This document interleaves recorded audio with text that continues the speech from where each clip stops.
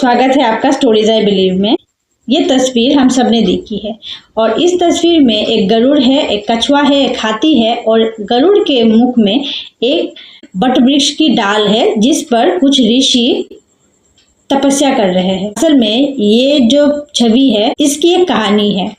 गरुड़ जब अमृत की तलाश में जा रहे थे तब उन्होंने अपने पिता ऋषि कश्यप से पूछा कि पिताजी मुझे बहुत भूख लगती है, तो मैं क्या खाऊं जिससे मेरी भूख मिट जाए।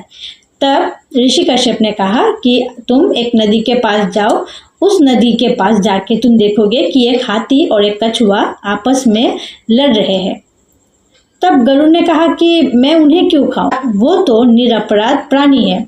तब ऋषि कश्यप ने कहा कि वो निरपराध नहीं है, वो पिछले जन्म में दो भाई थे और वो दोनों संपत्ति के लिए हमेशा ही झगड़ा किया करते थे। एक ने हाथी और एक ने कछुए के रूप में जन्म लिया, उसके बाद भी ये दोनों झगड़ा ही कर रहे थे, तो तुम इन दोनों को खा लो, इससे कोई पाप नहीं होगा।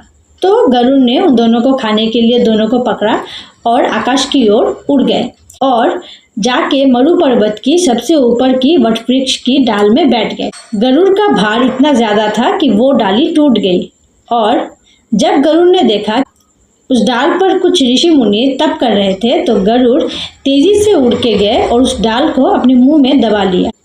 तो ये थी इस तस्वीर की कहानी। अगर आपको ये कहानी अच्छी लगी तो इस चैनल को लाइक कीजिए, शेयर कीजिए, सब्सक्राइब कीजिए और हमारे साथ बने रहिए। धन्यवाद।